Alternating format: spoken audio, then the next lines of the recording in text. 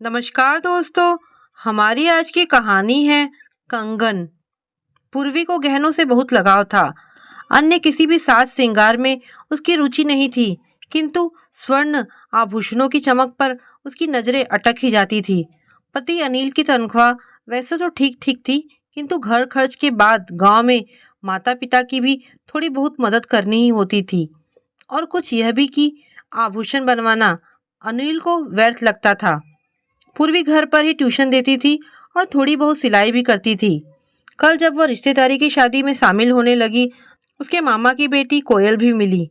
कोयल बात बात में अपने गहनों के बारे में बात करती और दिखाती कि कौन सा गहना उसे कब गिफ्ट में मिला। पूर्वी का मन उदास हो गया। उसने सोचा कि अपने कमाए हुए रुपए को वह इकट्ठा करेगी और उनसे थोड़े बहुत गहने बनवाएगी। उसकी छोटी छोटी बचत पर उसका पति भी अधिकार नहीं जताता था और वह उस धन को कहाँ खर्च करे इस पर कभी कोई प्रतिबंध भी नहीं लगाता था। उसने आराम का समय कम कर दिया और उस समय में सिलाई करती और ट्यूशन भी बढ़ा दिए। छोटी छोटी बचत अपने अन्य खर्चों को काट कर भी करने लगी। काफी समय तक वह बचत करती रही। जब कंगन के लायक रुपए इकट्ठे हो गए, उसकी खुशी का ठिकाना नहीं था। पति को बताया कि आज तो वह कंगन खरीद कर लाएगी। बाजार जाने के लिए जल्दी जल्दी काम निपटा रही थी कि दरवाजे पर घंटी बजी। देखा तो उसकी काम वाली बाई राजकुमारी खड़ी थी। राजकुमारी बिना बताए ही 4 दिन से नहीं आ रही थी।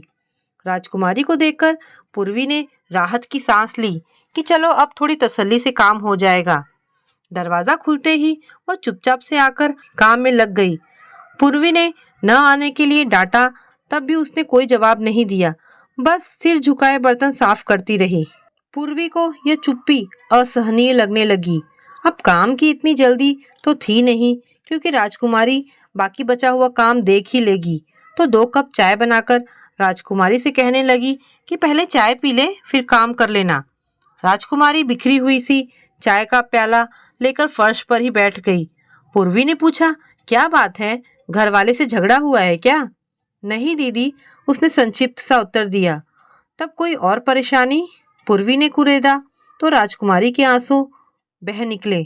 उसने बताया कि उसके बेटे की तबीयत काफी खराब थी और डॉक्टर ने ऑपरेशन बता दिया है। ऑपरेशन नहीं करवाया तो जान को भी खतरा है। राजकुमारी की एक ही संतान थी। राजकुमारी अब बिलक बिलक कर रोने लगी, क्योंकि रोज की दवाई और डॉक्टर की फीस, चेकअप, इन सब में ही सारी जमा पूंजी खर्ची हो गई। अब ऑपरेशन के लिए पैसे बिल्कुल भी नहीं बचे थे। पूर्वी की आंखों के आगे उस मासूम का चेहरा घूमने लगा। वह चुपचाप उठी और रुपए की गड्डी लाकर राजकुमारी के हाथ में थमा दी। ये लो, घर जाओ और बेटे का ऑपरेशन कराओ। राजकुमारी चौंक गई। वह किसी भी तरह से इतनी बड़ी रकम लेने को तैयार नहीं थी।